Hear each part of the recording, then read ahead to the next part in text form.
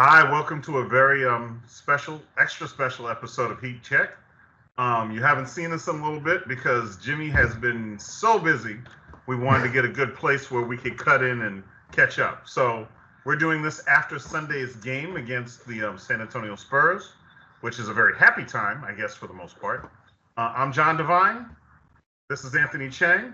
So welcome. It's Sunday night. For those of you watching the NFL game, you'll catch this tomorrow on Martin Luther King Day and the inauguration. So let's talk about what's on everyone's lips. It's been a little bit since last time we spoke. Jimmy was suspended, if I'm not mistaken. And was he even suspended last time we talked? Maybe. I don't think so, actually. No, I think it was. I think the last time we spoke, he was in the middle of a suspension. Yes. Okay, so the suspension's been served. You know, there was this conversation with the front office. And what has been resolved? Publicly, absolutely nothing. But they have played 2 games since. So why don't you catch us up where it stands with Jimmy Butler in your eyes? Well, I guess the positive thing is that Jimmy's out there playing, right? Like there was a question during the suspension. I know we reported that they were going to ask him to come back. They weren't interested in having him stay away from the team while getting paid. They wanted him back with the team if there was no trade and the suspension was over. But there was a question of, is Jimmy going to come back? Does he want to come back? Will he say, I don't want to play? He's obviously played in 2 games. Hasn't been amazing. Hasn't been like the dominant Jimmy Butler, but has been good. 18 points in the first game on 7 of 15 shooting, only 3 rebounds, 2 assists, but, was okay. And then today against the Spurs, he only had 8 points, but I thought he was even better, a little more engaged. He had 6 points early on. Didn't really score much the rest of the game. They didn't really need him to, but he had 7 assists, 2 blocks. He was a plus 19. He did a little bit of everything else. So yeah, I think the positive thing is that he's out there playing, which he's doing it because hey, he's still on the team. B, if he decides not to play, even though suspension's over, he wouldn't get paid, right? So you're giving him more money. He already lost almost $3 million, barring the appeal process with the Players Association, but the suspension cost him about $3 million. So he's back. He's back getting paid. But like you said, there hasn't been, other than that, not much has really changed. He still wants to be traded. I think he's made that clear. He made that clear in a meeting with Pat Riley last week or 2 weeks ago. He made that clear in a meeting with Mickey Arison and Nick Arison on Thursday. He has been adamant about that. He has not backed down from that. And he has told those people, told Pat, told the Arisons that that's what he wants and why he wants it. So I think that he's going to try to accommodate that. They're still working to find a deal, as challenging as that might be. I don't know. I probably, if I had to guess, will he be on the team past the February 6th trade deadline? I would put it at 50-50. I know it's a cop-out answer. But I really, truly think it's a toss-up because I think, obviously, we know Jimmy wants to get traded. I think the Heat would rather, obviously they would like Jimmy on their team, but they don't want Jimmy on their team when he doesn't want to be there. So I think they probably want to try to get a deal. But there are just so many challenges with the aprons and Jimmy's contract status and all that will make finding a deal tough. Okay, well, let's get a little crazy here. God forbid it's February 7th and he is still on the team.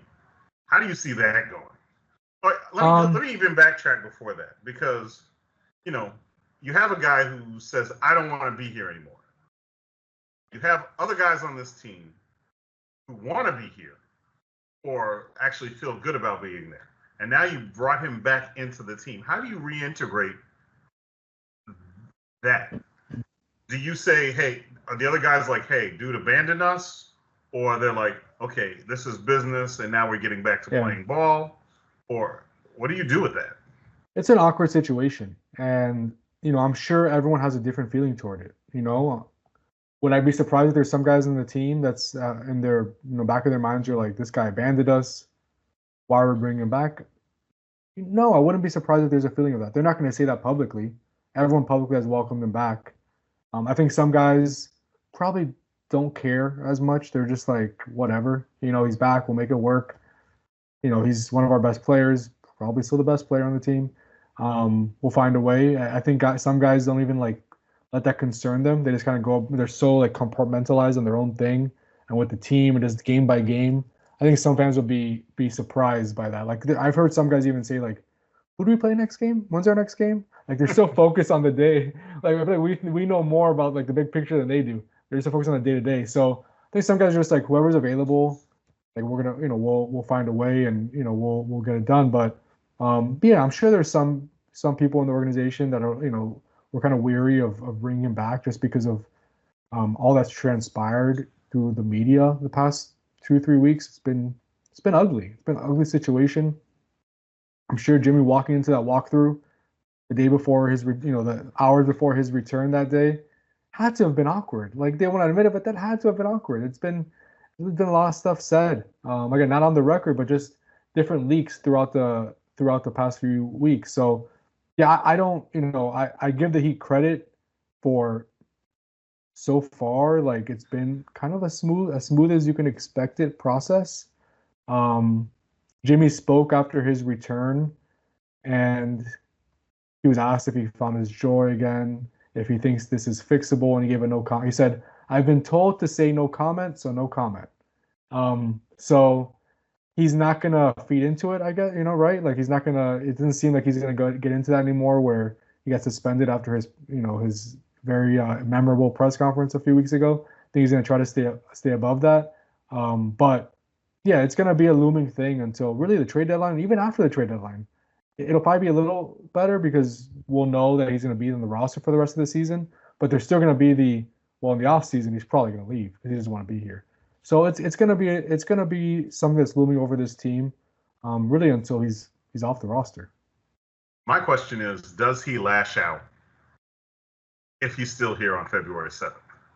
Will we see more things like at Big Face Coffee where he drops that video and goes, "See, this is how you treat your employees. Compliment him. You don't tear him down." It was like, oh.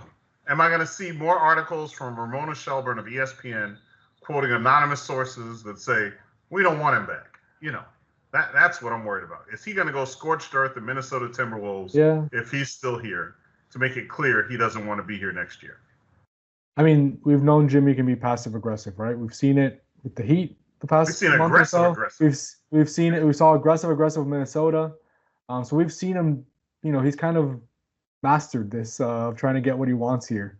But I don't know because I think anything he does, they can suspend him again, right? And I think money is obviously important to anybody. He's already lost close to $3 million. From when I was told, it was like we can't have him lose more money, So I think he almost has to be on his best behavior to a certain extent because of they've already suspended him once. That was kind of the tough one. Now we already suspended him once. We know it's an ugly situation. If he does something else, if they suspend him again, I don't think anybody's gonna blink an eye, right? It's it's not gonna be a huge surprise. So I think the threat of that will kind of probably keep him from doing something like that. But who knows? Like you said, Jimmy, Jimmy is kind of unpredictable. He could get upset at one game by just who knows what and say something, spur of the moment, heat of the moment.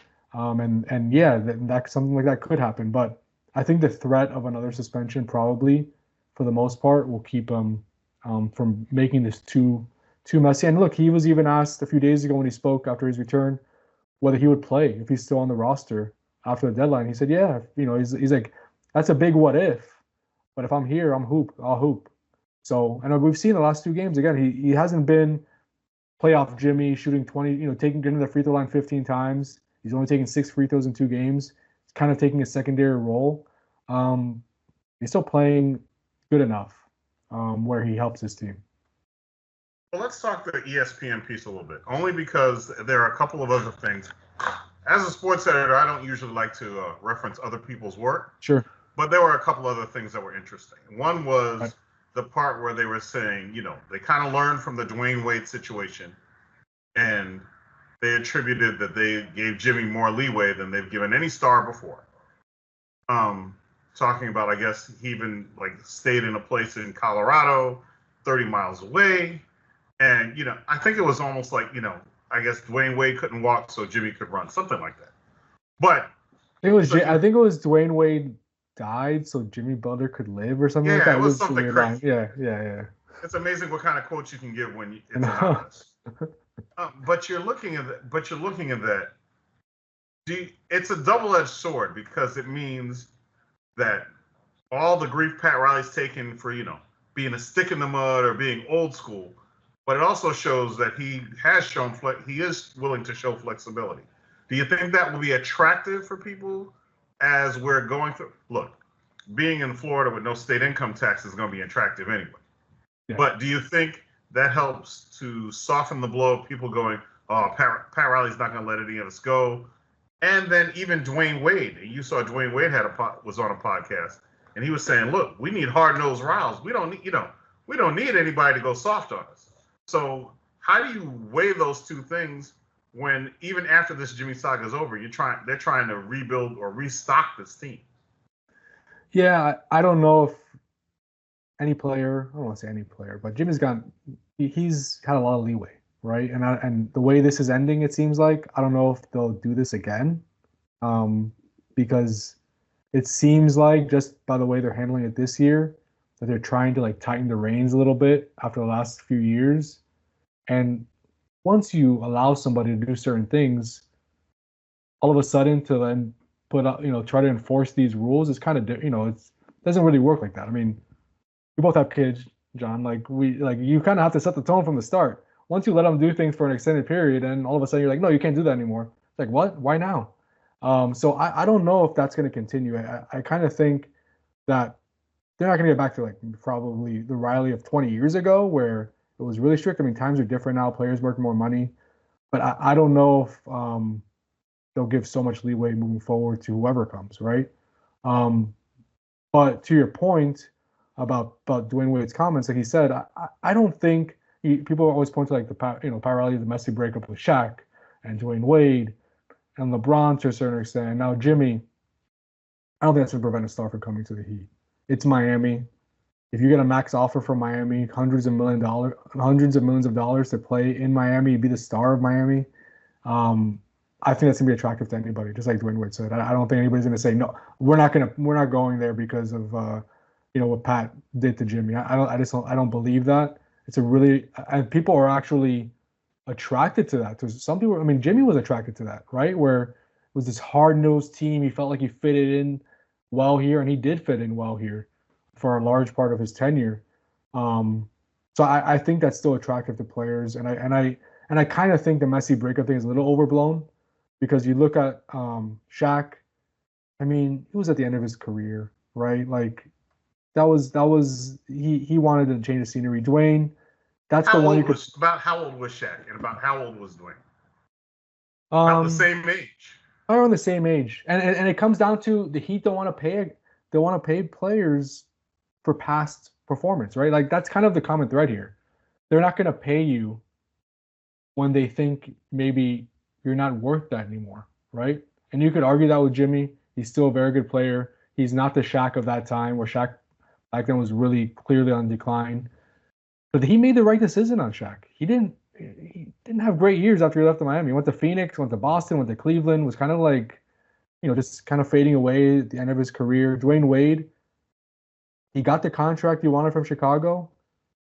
Didn't have a great year in Chicago. Went to Cleveland, didn't have a great year. Ended up coming back to Miami on a minimum contract.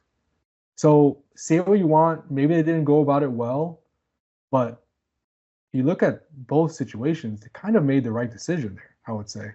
From a financial standpoint. From a financial standpoint. And a basketball standpoint. Yeah. But from a people standpoint. From an optics standpoint, right.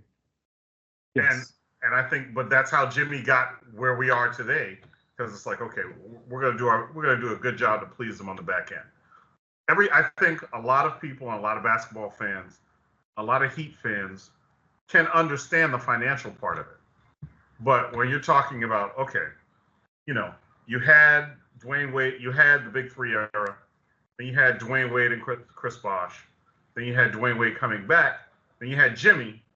But between the Big Three era and Jimmy, you had a part where you were just kind of out in the wilderness. And you had a team, that overachieved. I think they went 41-41 after an 11:30 start. Yeah. And it was good, but they didn't have someone they could just wrap themselves around and say, this is our leader. We're looking at Bam. We're looking at Tyler Hero, who's having his best season. I don't think anyone can argue Tyler Hero's not having his best season by far. Sure, no doubt. Are one of these guys, if Jimmy's gone, and let's say the way it looks, Jimmy, they're always talking about Jimmy being traded. If it is outside of Bradley Beal, it'll probably be complementary players. And it'll be probably complementary players that make up that money. But okay, so do you have a lead dog here? That's the thing. I mean, Bam is your captain. Do you have a superstar? No. Right. You don't. And I think any trade with Jimmy, you're not getting better by trading with Jimmy. I mean, I'd be shocked by that. Like, you're going to take a step back. The point of any trade will be to try to get some flexibility with the salary cap and try to maybe restock some draft assets so you can make the next move. Right. Whether that's in 2026 in the free agent class when there's some, like we've talked about, there's some guys, some big names who could be available that summer. I think that here looking ahead, they're not gonna trade Jimmy and turn that into the next championship team. Like that's not gonna happen with this move. It's gonna be, again, trying to get some flexibility and try to get some assets. And yes, the Heat still want to compete this year. One of the things that I've heard is, yeah, we want flexibility. Yes, we want picks if we can get it, but we also want guys who can help us this season. But again, help us this season could be, like you said, a good role player, but it doesn't necessarily mean you can get a star, because I think that's probably unrealistic at this point, to think that you're going to get that in return for Jimmy Butler, any trade of Jimmy Butler. Because for all we're saying, Bam is probably your emotional leader. Yeah. He's your clubhouse guy. He's the torchbearer of Heat culture. He's the anchor of the defense. This is how we do it. And for all the criticism and all the spotlight that's put on him, he's a quintessential guy that, quote unquote, doesn't show up in the box score. He's going to make those switches. He's going to play those lanes. All of a sudden, he's the guy who will even bring the ball up court against guys that are that big and, get more assists than your average big man. But when it's like, we're down 6, we're down 8, that's not Bam's DNA. And that's fine. But sometimes you need that guy. Now, we may say Tyler Hero has no problem taking that shot. Oh, he's done it this year already, bringing them back late in games. Yeah. So, yeah, but he's not. Again, this is no criticism to Tyler, because he's been great this year. I think he deserves to be an all-star. But you need most championship teams need like a Kevin Durant, a Steph Curry, a LeBron James. You need a Nikola Jokic. You need a top 10 player in the league. Jimmy was that during those runs to the playoffs, especially in the playoffs, right? He was some would argue in that 2023 playoffs, he was maybe the best player in the league for a few rounds. So the Heat, yes, if they trade Jimmy, they don't have that. Do they have enough to make the playoffs? Probably, I think so.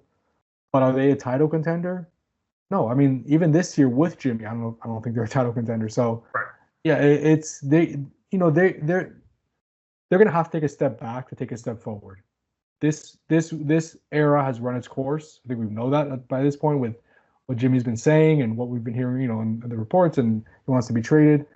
It's kind of a turning of the page, and there's going to be a transition period here. I know Heat fans aren't used to that because Heat are always competitive and they're always good.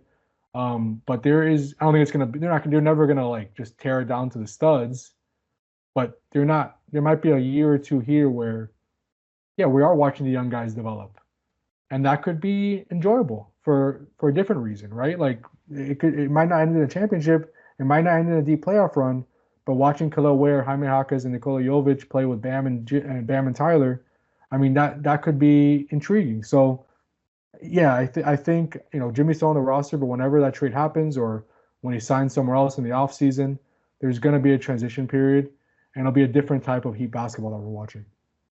Well, it's funny you should say the young guys. So we're going to transition a little bit. And while I say that, we got to see Ware and Bam play extended minutes together against the biggest guy you're going to come across anytime soon. You saw that. We've seen Jokic play. We've seen Jaime Jaquez Jr. play, especially in the absence of Jimmy. So let's talk about what you see with these two big guys together. And big guys by Heat standards, that's very big guys because we don't usually run that big. But also, if you do that out, okay, so you've got Khalil Ware, you got Jovic, sorry. and you've got Bam. He wished they had Jokic. Yes, but we're talking 6'9" and up. Yeah. We're talking Jaime Jaquez Jr. One, talk to me about what kind of team that could look like if you're saying, okay, we're past the All-Star break. We're now in March and April, and people are used to their roles. What would you ideally look for if you're trying to get, from a player standpoint, not even player standpoint, a skill standpoint, what would you look for to bring in if Jimmy's going out? Probably shooting. Because when you're playing Bam and Ware together, you need shooters around them, right? Like today, I mean, to go over the Bam and Ware minutes, they had played 1 minute all season together over like 15 appearances. So basically seconds here and there, like because of a end of a quarter situation, inbounds or free throws or whatever. Today they played 13 minutes. Just out of nowhere, I look up middle of the second quarter, here down 7. Khalil's on the court. All of a sudden, Bam subbed in. I'm like, okay, Khalil's gonna come off to go to the bench. No, Khalil stays in. I'm like, okay, maybe like for 30 seconds. They stayed on the court. They stayed on the court together the rest of the first half. They won a 22. They won on a 20. Or is it 14-2 run to close the first half? So that 7-point deficit turned into a 5-point lead. And they looked really good together. I mean, it's the first time they played extended minutes together in a game. They outscored the Spurs 36-13 in the 13 minutes they played together over today's game. It was really impressive. It seemed to unlock Bam a little bit, where he wasn't always being defended by the biggest guy on the court, but sometimes he struggles against length, especially Wemby's length, right? That's tough. Right. He's able to be guarded by Harrison Barnes, post him up, draw double teams.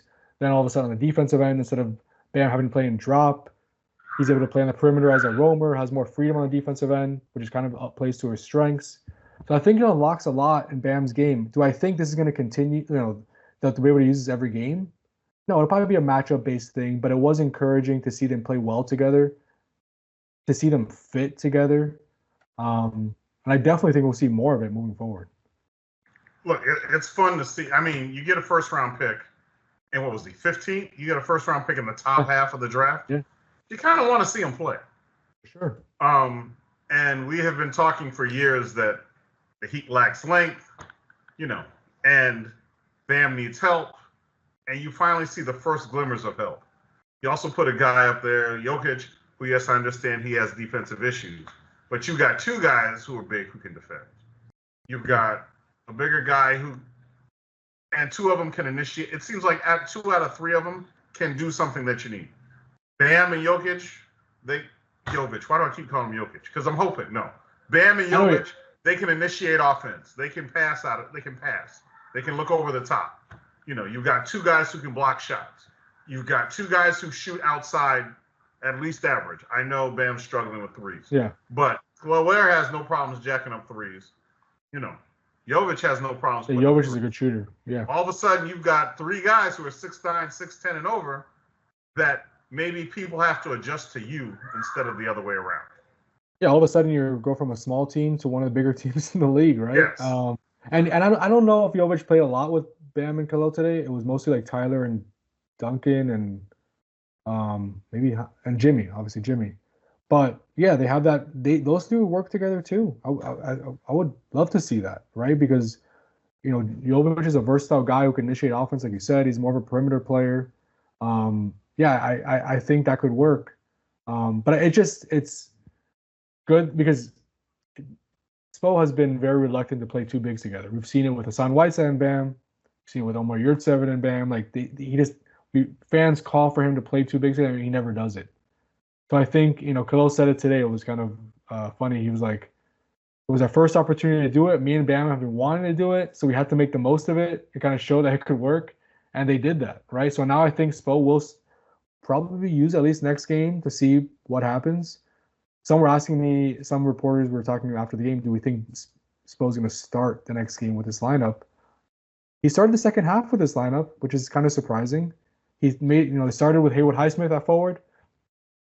The second half, they benched Haywood Highsmith and started Khalil Ware. So that's how much he liked that lineup and what it was doing today.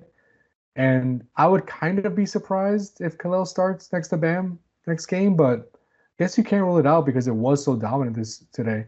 And one other thing, Eric Spoelstra was like really complimentary. Not of, they were really good on offense, made a lot of threes. Some of that's just because you're making shots, but defensively, they were really good together. He said it looked elite. Again, I don't know if it's going to happen every game, but for one game against the Spurs offense, he said it looked elite. So I do think this has the potential to be a really good defensive lineup, defensive pairing this season. I will say this, though. Like all those other matchups you were talking about with other bigs, you always had one of them that had defensive problems. I mean, that had defensive matchup issues. Problems maybe a little. You're at Saban. He isn't going to go move very well side to side. You lack another guy who truly goes up and blocks shots.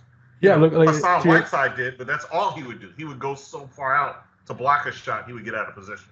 Right, and Bam was young, really young in his career at that point. But like right. Bam played next to Kelly Olynyk. Kelly Olynyk, not a shot blocker. Bam played next to Myers Leonard. Myers Leonard, not a shot blocker. This is different. This is an athletic 7-footer who can be an elite shot blocker, really. And it's like he has the skill set to be an elite shot blocker. He's averaging, over per 36, by averaging like 3 blocks a game at this point. Like he blocks a lot of shots. And his verticality, like his vertical spacing on lobs, as a shot blocker, like it just adds another element to something the Heat doesn't have. I think up until a few games ago, they had the fewest blocks in the league as a team. Khalil Ware changes that, right? So, and it's two guys who can recover and help on drives to the hole. Right. Yeah. So I think it gives Bam to space to operate as a weak side defender, as a help defender, as opposed to always having to guard the bigger guy, stay in the paint. He can't really switch as much, with switching is his strength. This unlocks something different defensively for Bam that I think he enjoys more. He talked about it after the game. He's like, finally, like he's been wanting this. This is what he wanted, because he wants to play in that role. So I don't know. It's one game. It's 13 minutes. I know fans are going to go crazy that this is like the new thing. It's going to save the season. I wouldn't say that, but I do think, like I said, whenever Jimmy is off the roster, this is what we're gonna have to look forward to. These nights where we see something different, we see the young guys show growth. So yeah, I think this is a preview of kind of probably what's to come as far as what we're watching for with this team and this organization as they kind of turn the page. I think it's good that the questions and the interest will be what's happening on the court instead of the drama off the court. Like we're looking at, hey, how these pieces going? How is this going to fit? Who's going to fit in with who? Look, because the shadow of Jimmy has overshadowed everything. We haven't had a chance to look at the basketball thing. Look how well Hawkins Jr. played in the interim during the West Coast, suspension. Yeah. It looked good, and I will say there is some of the game or what he brings is not obviously at Jimmy's level, but there are things he does that fit into some of the things he can accomplish. So if they have that, okay, nobody on that roster is going to replace everything Jimmy does. You cannot go 1 for 1. But if one person can take a little bit of this, and one person can take a little bit of that trait, and one person can take a little bit of that trait, the sum you may be able to substitute a lot of it, not all of it. And you also can't substitute playoff Jimmy because you don't know what they're going to do if and when they make the playoffs. Yeah, of course. The ceiling of this team all of a sudden goes down as soon as Jimmy walks, right? That like short term, right? But yes. Again, this is about like the Heat have never been one to do this, but sometimes you have to take a step back to take a step forward, right? And it's not going to happen immediately, but that's just part of sports. We've seen it with all of our teams down here. We've seen it with teams around the league. They're not going to be like Oklahoma City where they just tear it down and just trade for 1,000 picks. But look at Oklahoma City. They had after Durant left, Harden left, Westbrook left, they were very bad for a few years. And now they have the best team in the NBA record-wise and like 1,000 picks, and they're in great shape. So, it's not necessarily a terrible thing if maybe you're not in the short term, not a championship contender, but you see this upside from these young players. Khalil Ware is 20. Jovic is 21. Hawkins, I think, is 22 or 23. Tyler Hero turns 25 on Monday, actually. Right.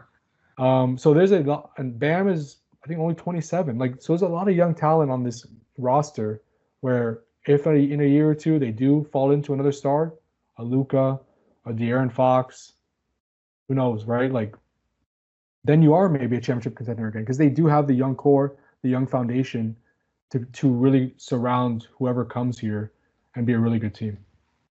I think you brought up Oklahoma City and what I think. Okay, when they got SGA from the Clippers, they had no clue they were going to get a potential MVP out of this. They won that trade. Yeah. Oh. And I know the Clippers are doing all well and good right now with older players, but they've got to be like, oh, I can't believe we did this. But I guess getting back to the point is, and the Heat's always been good at this, and that is to, what they say, instead of get ready so you don't have to be ready.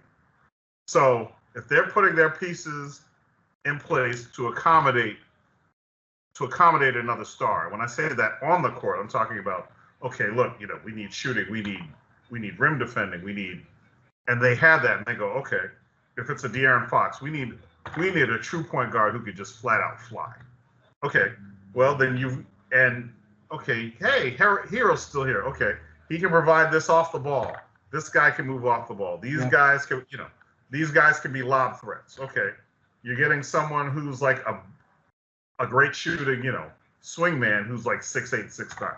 Okay, you still have other things that can complement that. So you can kind of see that coming, I guess. But if and when this Jimmy trade happens, then maybe it comes a little bit in clearer focus what they have in terms of skills. And I don't think that Ware's going to start like the next game, but I think those minutes are going to keep increasing. And, nobody plays around with these lineups more or better than Spo. So if it's working, I don't think he's going to go, we're not going to do that for a week. That's not his style. He's going to keep tweaking it till he finds out what works. If something works, he'll stick with it, which is the only reason I wouldn't be shocked if he started the game with this lineup, just because that's the way he is. If it's working, let's just go with it. Who's the next opponent? Portland. So it's a good game to kind of keep experimenting, right? You don't want to play around. The Heat aren't good enough to just say, we're going to tinker here and beat a team. But it is a game where they could roll it out and see what happens, right? But yeah, I tend to think, if I had to guess, Ware will start off the bench again, but that they will play them together at some point during the game. And I think this is good because, before, as Bam's backup, when he wasn't playing with Bam, Ware was limited to like 12 minutes a game because Bam is playing 35 minutes every night, right? Now, if he's able to play a few minutes with Bam, he can play 20 minutes, 25 minutes. He has more time to continue to grow and get those reps, and also play next to Bam, which as much as Ware is going to help Bam is going to help Ware too. So I think it's all good things, and I think probably this game they reached the halfway mark. This is the 41st game of the season at 21-20. This was probably the funnest game of the season. I don't want to speak in hyperbole here because it just happened, but just because of the Bam Ware component, fans have been calling on that for so long, and to see it happen and to see them just dominate, right? Again, some of that was because the Heat made 15 of their final 23 threes of the game. Some of that was just making shots, but defensively is where you look at it and you're like, wow, there's a lot of potential there. They could really be a great defensive front court, an anchor in elite defense. That was probably the most intriguing aspect from the win. I will say this because we're going to wrap up soon. One of the most interesting things I saw during the game, and the game was out of hand. I think it was late third or early fourth, and San Antonio cut it to 14. And Spo did not call a timeout. He was like, "All right, kids, you need to figure this out." Yeah. And I think they was like, let's get the ball out here and see what we can do with it. And it stretched out to 19 in no time flat. And you can see, look, ordinarily, if this was a different team or whatever, you call a timeout, you get those horses under control. You make sure, hey, let's not lose our focus. Let's not lose our composure. But I thought it was actually a really, really good move by saying, okay, you're going to learn from this. And at 14, you still had enough time, God forbid, if it got to 8 or 6. But it showed, okay, we're going to let you guys work this out and learn from it. So I thought that was a good move by him. I think that's something that's going to happen again. It's not always going to work. It can't. The law of averages say you can't always say, let them work it out. They got to figure it out. I don't care how bright everybody is. Things happen. But it's good that you can see he's balancing, I need to get the W versus I need to grow these guys. Yeah, and look, this season they've been hovering around 500 all year. Again, they're 21-20 after 41 games. They're the definition of, or they could say mid. They're the definition of mid at this point. Right. But I think this season could be remembered when it's all said and done. We have half a season to go. Obviously, the Jimmy Butler component, that's going to be probably the biggest thing about this season that we'll remember from it. But also, this could be the year that we see what the Heat has with the kids, right? Like with their young guys. Yes. The development of Khalil Ware and him playing next to Bam and development of Jovic and Tyler Hero possibly making his first All-Star game. And Jaime Jaquez maybe stepping into a bigger role if Jimmy's traded. We've seen these guys, especially while Jimmy was suspended, play so many minutes together. The Jovic, Jaquez, Bam lineups, the Jovic, Jaquez, Ware lineups. And there's been a lot of fun things about just watching them grow together, watching them play together. It's not always going to be great. There's going to be games like Jovic had in last week in LA where he shot 1 of 10. There's going to be those nights. Same thing for Khalil Ware, same thing for Jaime Jaquez. But that's part of the journey. And I think other than the whole Jimmy Butler saga, the young guys are probably going to end up being the story of this season. If you come out of that season with those 5 guys you mentioned, and they are legit locked in rotation players, didn't say start. Look, yeah, starting can always change, but at least you go in knowing, okay, I understand strengths and weaknesses of each. You still have growth potential in it, but you can look for skill sets that complement it, and you can go from there. Either skill sets that complement it, or in the words of Pat Riley, if you go whale hunting, what complements the whale? Yeah. And because you may have to move somebody to go, you don't want to have redundant skill sets. So you may go, I may have to lose one of these guys I like because they do the same things, but I'm getting this in return. Yeah. And you want to start or want to play here, right? And if they see, wow, they have all these pieces, they have Tyler Hero, they have Bam, all of a sudden you put me in there as kind of the quote unquote big 3 with Bam and Tyler. Tyler's averaging 25 a game. Bam is arguably the best defensive player in the league, can score 20 any night. And then you have all these other pieces like Khalil Ware and Jaime Jaquez and Nikola Jovic. You want it to be an attractive place for stars. And part of that, along with being in Miami, along with no state income tax, and it's the foundation of the organization, how well thought of it is having a roster that could compete if it can, that a star can compete if they're in part of that roster. It's like, well, it's ready to go. I think that's going to be part of the Heat's goal here in the next few years of building that type of roster where the star wants to come here. If you just add him in there, he is ready to compete. And I think, again, it's early, but that's going to be, part of the rest of the season here is continuing to move forward in that respect. And I can't wait to see how this turns out. Well, our time is coming to a close. This was a special episode. We kind of missed one last week because of all the Jimmy news, but we want to come back again with one later this week. Give us your thoughts. You guys are not. I've looked at the YouTube comments. You're not shy at giving them. So continue. We're just as interested. We're just as interested as you guys are. Keep an eye out. Look for Anthony on MiamiHerald.com. Look at him on X. I would say look at him on TikTok, but you never know if that's going to stay up or go down anyway. But you guys understand what I'm saying. We are there in all forms of media. If you have questions, Anthony does mailbags quite a bit. Hit him up at Chiang, CHIANG at MiamiHerald.com. And until later this week, we'll talk to you later. Have a good day.